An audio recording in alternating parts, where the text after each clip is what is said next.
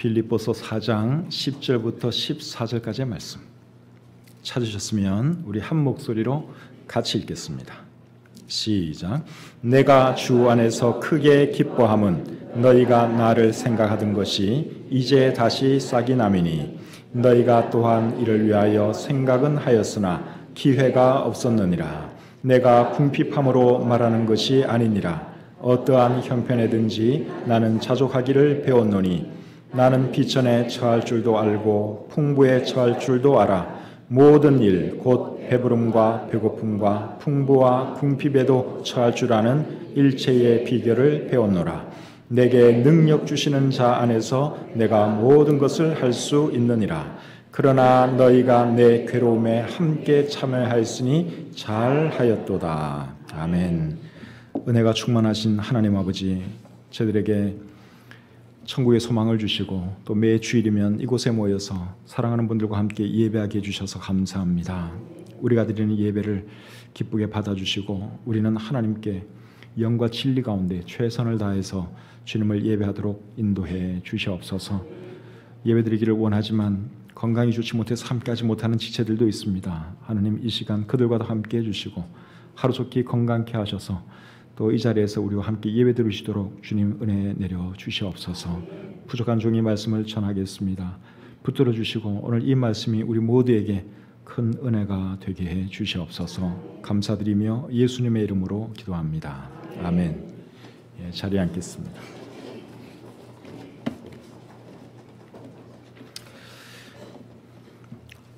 요즘 사람들이 호감, 비호감 이런 말을 참 많이 씁니다. 호감이라는 단어를 인터넷에서 입력해 보면 호감가는 남자, 호감가는 여자, 호감가는 인상, 호감가는 대화법, 이제 이런 말들이 뜨고요. 비호감이라는 단어를 입력하면 비호감 연예인, 비호감 누구누구, 또 누구누구의 비호감도 이런 말들이 뜹니다. 사람의 생각과 시각에 따라서 다르겠지만 사람들 중에는 호감형이 있고 비호감형이 있습니다.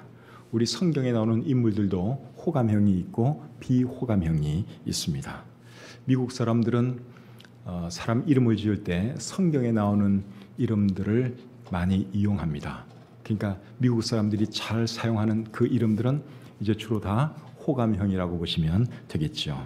어떤 이름들이 그런 이름들인가 하면 존, 피터, 폴, 제임스, 데이빗, 조셉, 데니엘 이런 이름들이 미국 사람들이 좋아하는 남자 이름인데 다 성경에 나오는 이름들이죠. 그리고 여기 나오는 이름분들이 다 호감형의 사람들이다 말할 수 있겠습니다. 비호감 인물로 가장 대표적인 사람은 누굴까요? 성경의 인물 중에서 제 생각에는 가룟 유다라고 생각이 됩니다. 그래서 유다라는 이름을 남자아이에게 붙여주는 것은 제가 본 적이 없습니다. 우리 성경에 유다가 여러 명의 유다가 나오는데 가룟 유다의 유다는 미국 사람들은 주다스 그렇게 발음을 합니다. 다른 유다는 또 다르게 발음을 해요. 근데 가룟 유다의 그 유다, 주다스 이런 이름은 제가 못 본 것 같습니다. 예수님을 아주 싫어하는 사람 같으면 혹 붙일 수도 있겠죠. 그러나 정상적인 미국인이라면 절대로 붙이지 않습니다. 오늘 우리가 본문으로 읽은 말씀은 빌립보서 4장 10절부터 14절까지의 말씀인데 이 본문을 여러 번 읽다 보면 어떤 생각이 드는가 하면 사도 바울은 정말 매력적인 사람이다. 사도 바울은 참 호감이 가는 사람이다. 그런 생각이 듭니다. 여러분들이 잘 읽다 보면 그런 생각이 저절로 들어요. 많은 그리스도인들이 바울을 위대한 인물로 알고 있고 또 존경도 하지만 바울이 얼마나 매력적인 분인가 하는 것을 모르는 그리스도인들이 또 상당히 많은 것 같습니다. 저도 그 중에 한 사람이었습니다. 제가 사도 바울을 잘 알죠. 사도 바울에 대해서 설교도 많이 하고 잘 아는데 사도 바울이 참 인간적으로 이렇게 매력적인 사람인가 하는 것을 오늘 이 본문을 묵상하면서 제가 다시 한번 새롭게 발견하게 되었습니다. 그래서 오늘은 바울에 대해서 우리가 함께 배워보면서 우리도 바울처럼 호감이 있는, 호감을 주는, 매력 있는 그런 사람들이 되었으면 좋겠습니다. 자, 바울은 어떤 사람이냐? 제가 5가지를 말씀드릴 거예요. 첫째는 사도 바울은 기뻐할 줄 아는 사람이었습니다. 자, 10절 말씀을 보겠습니다. 10절 상반절. 내가 주 안에서 크게 기뻐함은 너희가 나를 생각하던 것이 이제 다시 싹이 남이니. 여기 보시면 사도 바울은 빌립보 교회 성도들을 인하여 지금 크게 기뻐하고 있다고 말씀하고 있죠. 크게 기뻐하는 이유가 무엇입니까? 너희가 나를 생각하던 것이 이제 다시 싹이 났기 때문이라고 말씀하고 있습니다. 이것은 무슨 말인가 하면 빌립보 교회의 성도들은 사도 바울을 물질로 도왔던 사람들입니다. 그런데 무슨 사정이 있었는지 한동안 돕지를 못했어요. 그러다가 최근에 다시 돕기를 시작했습니다. 그것에 대해서 사도 바울이 하는 말이 너희가 나를 생각하던 것이 이제 다시 싹이 났다. 그렇게 표현을 하면서 사도 바울이 무척 기뻐하고 있죠. 사도 바울이 이렇게 기뻐하는 것은 물질 때문에 기뻐하는 것은 아닙니다. 그들의 마음이 고마운 것이죠. 나를 이토록 생각해 주는구나. 빌립보 성도들이 나를 이렇게 많이 생각해 주는구나. 그 생각을 하니까 사도 바울이 정말 고마웠고 또 크게 기뻐하지 아니할 수가 없었던 것입니다. 이런 것을 보면 사도 바울은 어떤 사람이냐? 작은 것에도 기뻐할 줄 아는 사람이에요. 별것 아니라고 생각할 수 있는 것에도 감사할 줄 아는 사람이었습니다. 그런 사람이 바로 사도 바울이었습니다. 그래서 사도 바울이 호감이 간다는 거예요.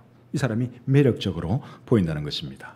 뭘 줘도 기뻐할 줄 모르는 사람, 뭘 줘도 무덤덤한 사람, 감사할 줄 모르는 사람, 그런 사람 보면 여러분들 매력적이라고 생각이 됩니까?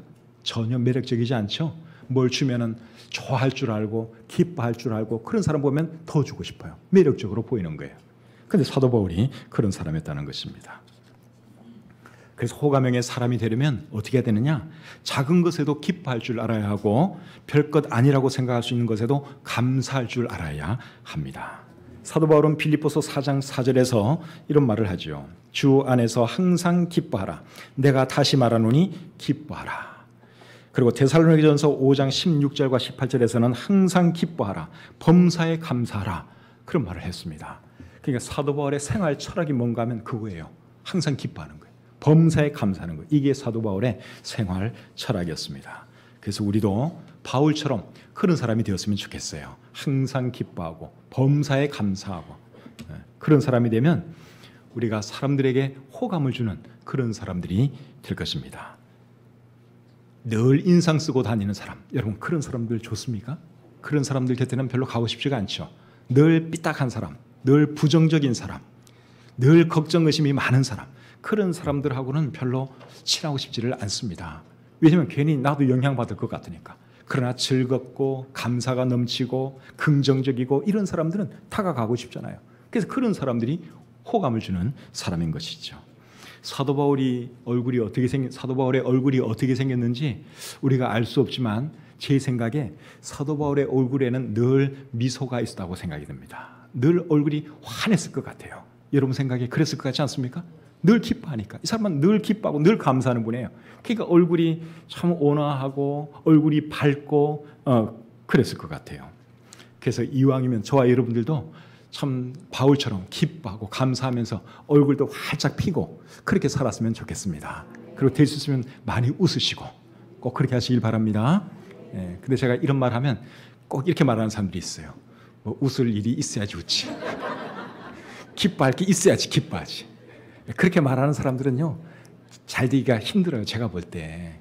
근데 그렇게 말하는 사람들에게 제가 해주고 싶은 말이 뭔가 하면 사도 바울은 지금 어디에 있는 거죠? 감옥에 있어요. 감옥에 있는 사람도 기뻐하고 감사하고 즐겁게 살아가는데 여러분들 상황이 바울보다 못합니까? 그러지 않죠?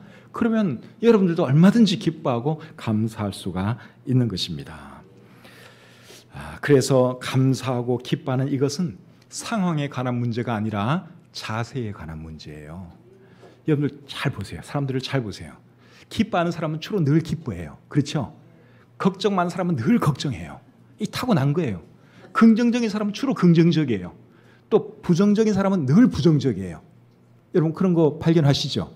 이게 왜 그런가 하면 기뻐하고 즐거워하고 감사하는 것은 이게 상황에 관한 문제가 아니라 그 사람의 마음에 관한 문제이기 때문에 그런 거예요. 자세에 관한 문제입니다. 그래서 바울처럼 항상 긍정적인 자세, 기뻐하는 자세, 이런 자세 가져야 할 줄 믿습니다. 그런데 사도 바울이 그런 자세로 살아갈 수 있었던 비결이 뭔 줄 아십니까? 그 비결이 뭔가 하면 그분은 주 안에서 모든 것을 생각하고 주 안에서 모든 것을 바라보았기 때문에 그렇습니다. 10절 말씀을 여러분 다시 한번 보세요. 내가 주 안에서 크게 기뻐함은, 어디서 크게 기뻐한다고요? 주 안에서. 이게 중요한 거예요. 주 안에서 기뻐한다 하는 이 말은 주 안에서 모든 것을 바라보면서 기뻐한다, 주 안에서 모든 것을 생각하면서 기뻐한다, 그 말이에요. 그러면 여러분 우리가 기뻐할 수 있죠. 주님 한 분 생각해도 우리에게 기쁨이 있고 감사가 있는데, 그래서 주님께서 나 도와주실 거 생각하면 힘들어도 감사할 수 있는 것이고 괴로워도 즐거워할 수가 있는 것입니다. 자, 두 번째로 사도 바울은 어떤 사람이었는가 하면 사람들을 이해해 줄 줄 아는 사람이었습니다. 자, 10절 하반절을 보겠습니다.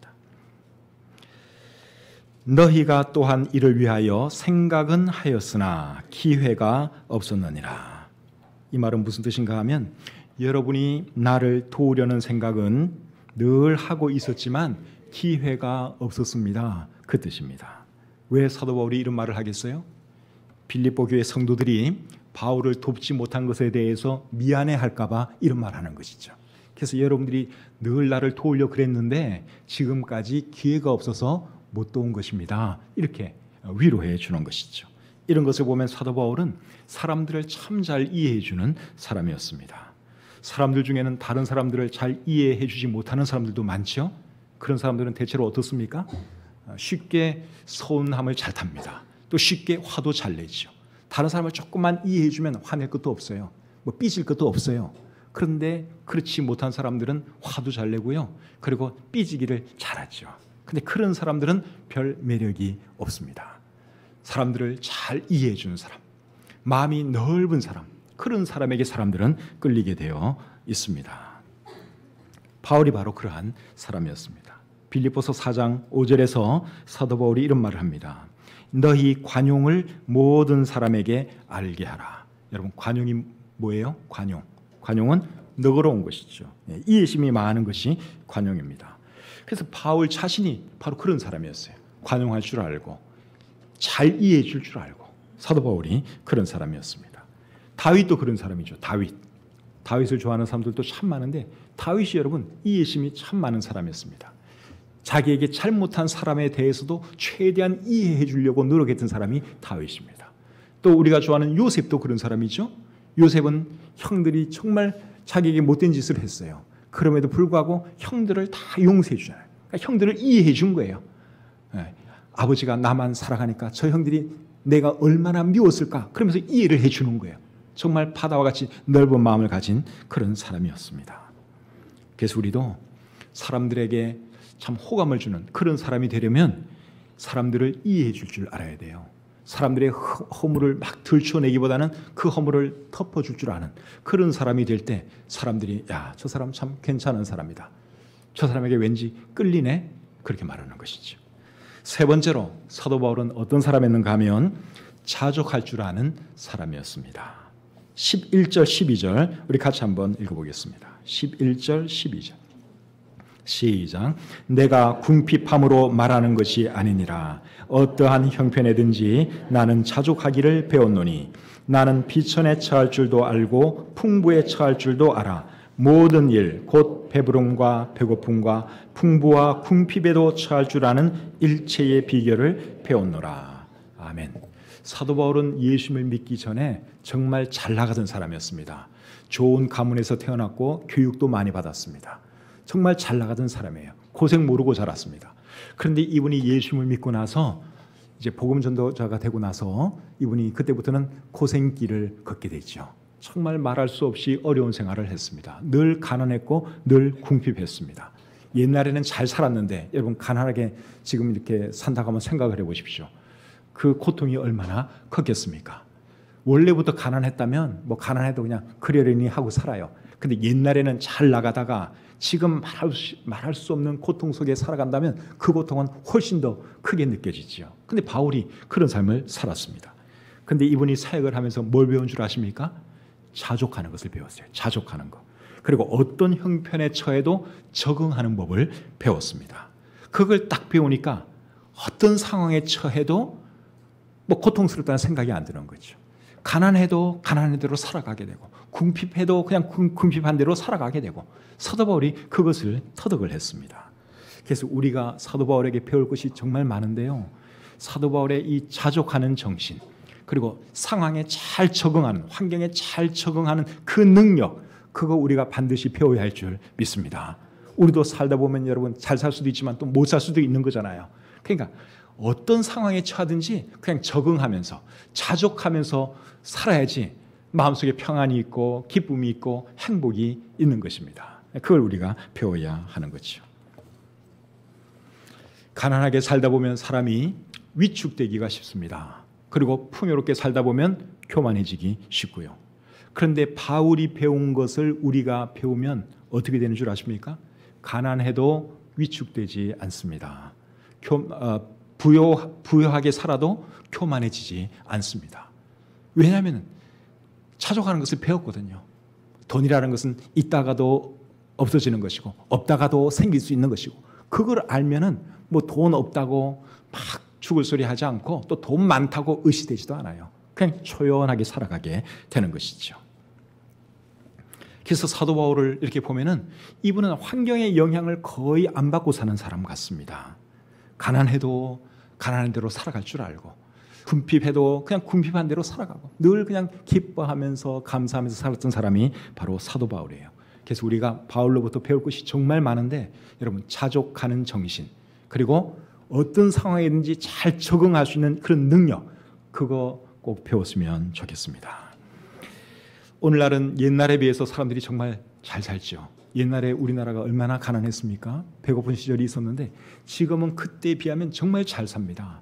그런데 사람들의 행복도는 옛날보다 지금이 더 떨어져 있다는 거예요. 옛날에는 가난해도 행복했어요. 근데 지금은 더 잘 사는데도 불구하고 옛날만큼 행복하지가 않습니다. 그 이유가 뭘까요? 사람들이 자족하지 않기 때문에 그런 것이죠. 자족하는 마음이 사라져버린 거예요. 그래서 행복하게 사는 비결도 결국 뭐냐? 자족하는 데 있습니다. 자족을 잘하는 사람은 그냥 행복하게 살아갈 수 있어요. 근데 이 자족할 줄 모르는 사람은 늘 불만 속에 살아갈 수밖에 없고 불행해질 수밖에 없는 것이죠. 여러분 생각에 돈이 많으면 행복할 것 같습니까? 돈하고 행복하고는 별 관계가 없습니다. 얼마 전 신문에 보니까 영국의 한 경제조사 기관에서 사람의 행복에 대해서 조사를 했습니다. 근데 그 조사 결과가 뭔가 하면 이거예요. 사람의 행복감을 결정하는 가장 중요한 요소는 뭐 같아요? 꿀잠이랍니다. 꿀잠. 달게 잠자는 것. 그게 사람의 행복도에 가장 큰 영향을 미친답니다. 그러니까 돈 엄청나게 많아도 잠 못 자는 사람, 늘 불면증에 시달리는 사람, 걱정 많아가지고 잠 못 자는 이런 사람은 돈 많아도 행복감을 느끼지 못한다는 거예요. 근데 돈이 없어도 그냥 편안하게 잠 잘 자는 사람, 그 사람은 스스로를 굉장히 행복하게 생각한다는 것이죠. 여러분 중에 잠 잘 주무시는 분들 계시죠? 나는 잠 잘 잡니다. 이런 거 한번 손 들어보세요. 이건 좋은 거예요. 내리세요. 여러분들이 행복한 사람이에요. 돈 많은 사람이 행복한 사람이 아니라 그냥 잠 잘 자는 사람. 그게 행복이라는 거예요. 근데 여러분, 잠도 언제 또 어떤 사람들이 잘 잡니까? 자족 잘하는 사람이 잠도 잘 자고요. 어떤 상황에든지 적응 잘하는 사람이 잠을 잘 잡니다. 그냥 머리만 갖다 대면 잠자는 사람들이 있어요. 그 사람들 정말 그 행복이고 그거 여러분 얼마나 적응력이 좋습니까? 어떤 사람은요 자기가 늘 잠자던데 아니면 잠을 못 자는 사람도 있어요. 또 어떤 사람은 아주 고급 깨끗한 호텔이 아니면 잠 못 자는 사람도 있고 조금 뭐 지저분한 데를 간다든가 그러면 잠 못 자는 사람도 있어요. 그게 뭐가 문제인가 하면 적응력이 없어서 그래요. 적응력. 근데 어떤 상황 뭐 어떤 장소에서도 적응을 잘하는 사람은 잠을 잘 자죠. 그러니까 잠 잘 자는 사람이 결국은 이제 행복한 사람이고 또 잠 잘 자려면 자족 잘해야 되고 환경에 적응을 잘해야 되고 그래서 우리가 자족하는 것을 배워야 하는 것입니다. 그거 못 배우면 별로 행복하지 않아요. 그래서 여러분들이 그걸 꼭 잘 배우시길 바랍니다. 어떤 상황에서도 그냥 자족하고 살아가는 거예요. 어떤 상황, 어떤 환경에서도 그냥 감사하면서 살아갈 수 있는 거. 그런 사람은 만족하고 행복하지요. 디모데전서 6장 7절 8절 우리 같이 한번 읽어보겠습니다. 디모데전서 6장 7절 8절입니다. 자, 찾으셨으면 우리 같이 한번 읽겠습니다. 디모데전서 6장 7절 8절 시작. 우리가 세상에 아무것도 가지고 온 것이 없음에 또한 아무것도 가지고 가지 못하리니 우리가 먹을 것과 입을 것이 있은즉 족한 줄로 알 것이니라. 아멘. 이 말씀 듣고 보니까 정말 우리가 이 세상에 아무것도 안 가지고 그냥 나왔죠. 그러니까 여러분 그냥 먹을 것 있고 마실 것 있고 입을 것 있고 잠잘 때 있으면 그냥 감사하고 자족하면 그게 좋은 삶이에요. 그런 사람이 행복을 많이 느낍니다. 히브리서 13장 5절은 또 이렇게 말합니다. 돈을 사랑하지 말고 있는 바를 족한 줄로 알라. 돈 이왕이면 많으면 좋겠지만 없을 경우가 참 많습니다. 그럴 때는 어떻게 해야 되는 거예요? 돈에 너무 집착하지 말고 그냥 있는 거 그거 감사하면서 살아야 하는 것이죠. 우리 사도 바울은 돈에 대해서 초월한 사람이었습니다. 돈이 많든지 적든지 전혀 그에게는 중요하지가 않았습니다. 그래서 사도 바울이 매력적인 사람으로 보이는 거예요. 돈밖에 모르는 사람, 여러분 매력적으로 보입니까? 별로 매력적이지 않죠. 돈에 대해서 초연하게 사는 사람 멋지잖아요. 매력이 가는 거예요. 매력적으로 보이는 것입니다. 성경의 대표적인 비호감 인물이 가룟 유다인데 여러분 가룟 유다가 왜 가룟 유다가 된 줄 아십니까? 그 돈 때문에 그런 거예요. 돈 때문에. 돈 얼마 벌려고 예수님을 팔아 넘겼잖아요. 돈에 대한 욕심 때문에 가룟 유다가 가룟 유다 된 거예요. 호가명 인간 다윗은 돈에 대해서 재물에 대해서 이런 말을 했습니다. 시편 39편 6절 7절입니다. 진실로 각 사람은 그림자같이 다니고 헛된 일로 소란하며 재물을 쌓으나 누가 거둘는지 알지 못하나이다. 주여 이제 내가 무엇을 바라리요 나의 소망은 주께 있나이다. 다윗은 왕이에요. 돈 많은 사람이었습니다. 그럼에도 불구하고 돈에 소망 두지를 않았어요. 돈 때문에 의시되거나 그러질 않았어요. 그의 소망은 항상 하나님께 있었습니다. 그러니까 행복할 수가 있었고 또 그렇게 살아가니까 우리가 다윗을 볼 때 참 멋진 인물로 보이는 것이죠. 네 번째로 사도 바울은 자신감이 넘치는 사람이었습니다. 본문 13절 같이 읽겠습니다. 13절 시작. 내게 능력 주시는 자 안에서 내가 모든 것을 할 수 있느니라. 그 목소리 가지고 여러분 할 수 있겠어요? 다시 한번. 1부 때는 크게 하던데 1부 사람들은. 자, 우리 2부 성도님들도 크게 한번 읽겠습니다. 시작. 내게 능력 주시는 자 안에서 내가 모든 것을 할 수 있느니라. 아멘. 정말 좋은 말씀이죠. 많은 그리스도인들이 이 말씀 정말 좋아합니다. 그리고 이 말씀을 좌우명으로 삼고 살아가는 사람들도 많습니다. 그런데 바울이 어떤 뜻으로 이 말을 했는가 하면 나는 어떤 형편에 처해도 살아갈 수 있습니다. 비천에 처해도 살아갈 수 있고 가난해도 살아갈 수 있고 궁핍한 상황에 처해도 살아갈 수 있습니다. 그런 뜻으로 내게 능력 주시는 자 안에서 내가 모든 것을 할 수 있다고 사도 바울이 고백한 거예요. 근데 오늘날 많은 사람들이 이 구절을 이제 어떻게 이용하는가 하면 어떤 비전을 성취하는 이제 그런 목적으로 이 성경 구절을 많이 좋아하고 있죠. 물론 그래도 상관은 없지만 그래도 왜 사도 바울이 이 말을 했는가, 이 말의 의미가 무엇인가 우리가 제대로 알고 또 이 말을 사랑하면 더 좋겠다고 생각이 듭니다. 그래서 사도 바울이 이 말을 했는데 이런 말을 하는 것을 보면 사도 바울이 굉장히 자신감 있는 그런 사람처럼 보이지 않습니까? 사도 바울은 여러분 자신감이 넘치는 사람이었습니다. 그래서 전도를 할 때도 얼마나 당당하게 전도하는지 몰라요. 세상의 왕 앞에서도 권세자들 앞에서도 절대로 위축되지 않습니다. 얼마나 힘있게 당당하게 전도하는지 몰라요. 사도행전 26장에 보시면 사도 바울이 베스도 총독과 아그리파 왕 앞에서 전도하는 그 내용이 기록되어 있어요. 그걸 여러분들이 한번 읽어보세요. 참 멋집니다. 얼마나 당당하고 얼마나 참 자신감이 넘치는지 몰라요. 그래서 사람은 어떤 사람에게 끌리느냐? 당당한 사람에게 끌립니다. 자신감 있는 사람에게 끌려요. 괜히 위축되어 있고 또 주눅 들어 있고 이런 사람이 여러분들 매력적이라고 생각이 안 들죠? 그런 사람 별로 매력이 없어요. 당당한 사람, 자신감이 넘치는 사람, 그런 사람 보면 저 사람 뭐가 있는 모양인데 한번 다가가 볼까? 이런 생각이 드는 거예요. 그래서 우리가 그런 사람이 되어야 하는 것이죠. 자신감하고 교만하고는 이게 의미가 다릅니다. 사람들은 교만한 사람은 안 좋아합니다. 그러나 자신감 있는 사람, 건전한 자신감 있는 사람은 사람들이 좋아하죠. 자신감은 어디서 나와야 하느냐?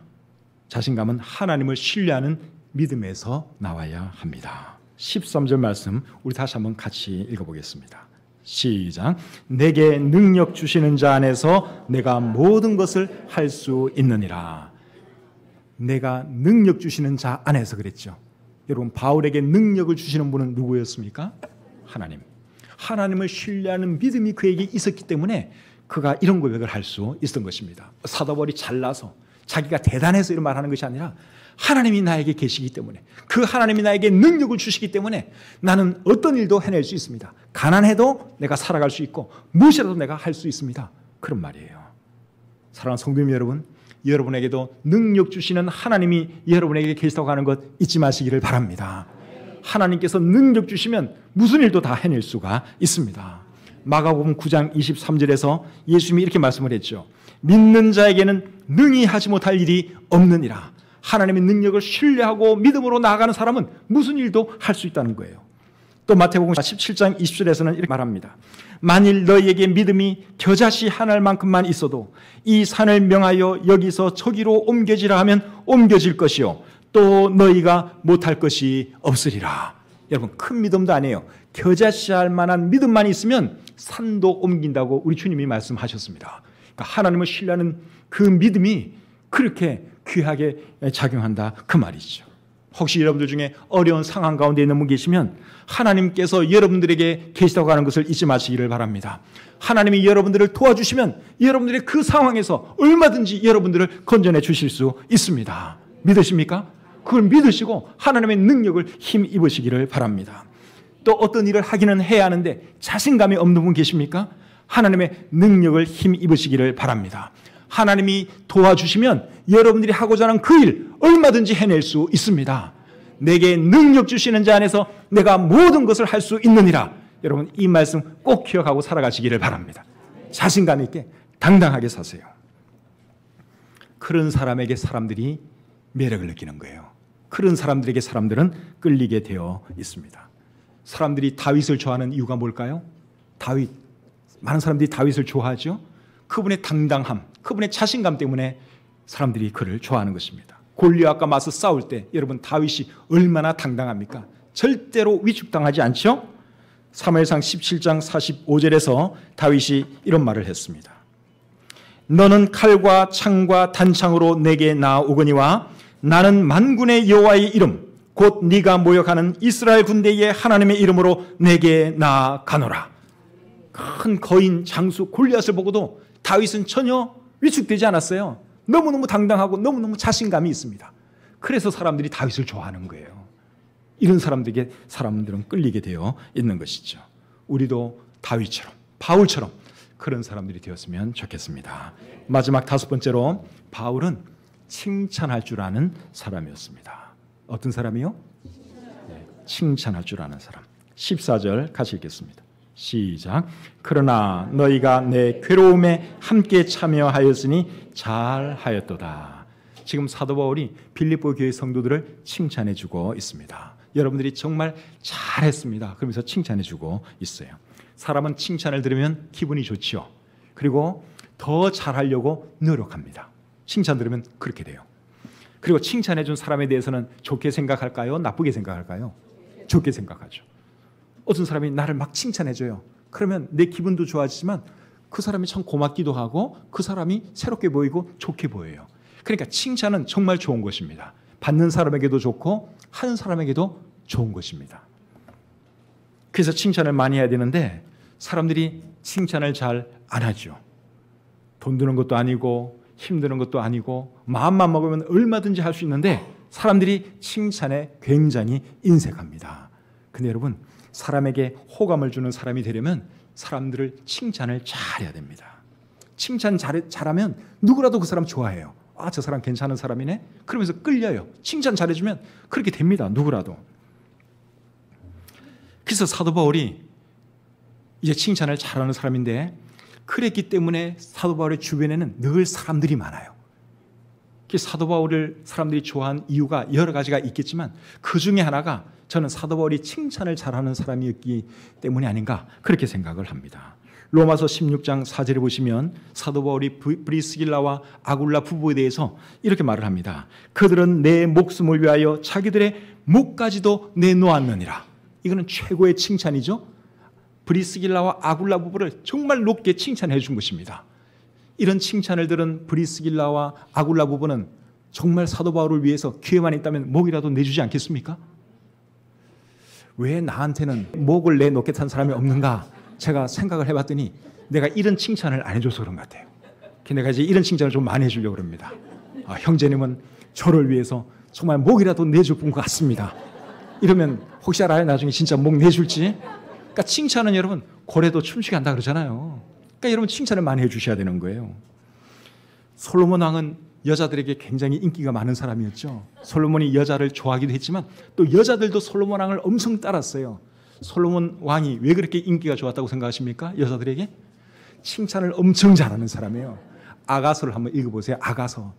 이 아가서를 읽어보시면 솔로몬이 자기 연인에 대해서 정말 입에 침이 마르도록 최고 아름다운 말을 다 동원하면서 칭찬을 해요. 그러니까 여자들이 솔로몬에게 그냥 넘어가는 거예요. 그러니까 여러분들이 사람들에게 호감을 얻는 그런 사람이 되고 싶으면 뭘 잘해야 되는 거예요?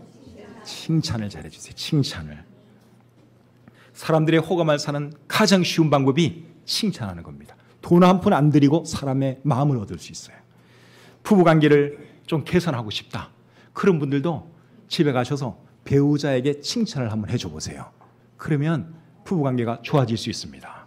우리 잠언 31장에 보시면 현숙한 여인에 대한 그 기사가 기록되어 있죠. 현숙한 여인. 정말 아름답고 또 남편에게 잘하고 아이들 잘 키우고 사업까지 잘하는 그런 여자가 잠언 31장의 현숙한 여인인데 이 현숙한 여인이 어떻게 현숙한 여인이 된 줄 아십니까?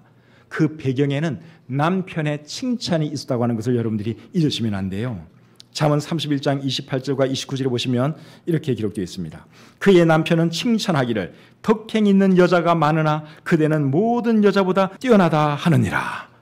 이런 칭찬을 여자가 들으면 기분 좋겠죠. 남편에게 잘할까요? 잘 못할까요? 잘하죠. 여러분 아내에게 이런 칭찬 한번 해줘 보세요. 당신은 내가 알고 있는 모든 여자 중에서 제일 아름다운 여인이야. 네, 사실 그게 아니라 그래도 말로는 그렇게 칭찬 한번 해줘 보세요. 당신은 모든 여자들 중에서 정말 지혜로운 여인이야. 내가 한 일 중에서 제일 잘한 일은 당신과 결혼한 거야. 그렇게 말해주면 여러분 그 다음날 아침 반찬부터 달라집니다. 근데 맨날 부인한테 잔소리만 해대고 참 부인 듣기 싫은 얘기만 했었고 그러면 어떤 부인이 좋아하겠어요. 또 아내들도 마찬가지예요. 남편에게 여러분 칭찬을 많이 해주세요. 남자는 여자보다 훨씬 더 단순한 존재예요. 남자들 마음 얻는 거 진짜 쉽습니다. 어떻게 하면 되느냐? 칭찬해 주세요. 칭찬. 그러면 남자들은 그냥 넘어가요. 자녀를 키우는 것도 마찬가지예요. 자녀 키우는 것도 칭찬을 많이 해주세요. 아이들 내가 정말 잘 키우고 싶다. 칭찬을 많이 해주세요. 칭찬 많이 해주다 보면 아이들 자존감이 좋아져요. 자존감이 높아지다 보면 나중에 자신감도 생겨요. 자신감 있는 사람은 나중에 어른이 되어서도 사회에 나가서 리더가 되죠. 자신감이 있으니까. 그런데 맨날 엄마한테 야단만 맞은 그런 자식들은 기가 죽어요. 풀이 없어요. 나가서 리더가 못 돼요. 그리고 엄마로부터 부모로부터 칭찬을 많이 들은 사람은 부모를 좋아할까요? 싫어할까요? 부모를 좋아하게 되죠. 부모가 나를 칭찬 많이 해주면 나도 부모를 좋아하게 돼 있는 거예요. 이건 어쩔 수가 없어요. 내가 우리 어머니를 참 좋아하고 지금도 계속 생각나는 거는 우리 어머니가 저를 참 격려를 많이 해줬어요. 딱 계속 내가 생각나고 어머니가 좋은 거예요. 근데 맨날 부모한테 혼만 나는 그런 자식은 부모를 나중에 별로 안 좋아하게 되죠. 커도 잘 안 찾아가려고 그럽니다. 그러니까 부부관계, 부모-자식 관계 좋게 하는 모든 비결은 어디에 있느냐? 칭찬. 이게 돈 드는 거 아니에요. 힘드는 것도 아니에요. 말만 몇 마디 하면 돼. 예. 그러면 상황이 달라집니다. 제 말 믿고 한번 해보세요. 오늘은 사도 바울을 통해서 어떻게 하면 사람들에게 호감을 주는 사람이 될 수 있는가 생각해 보았습니다.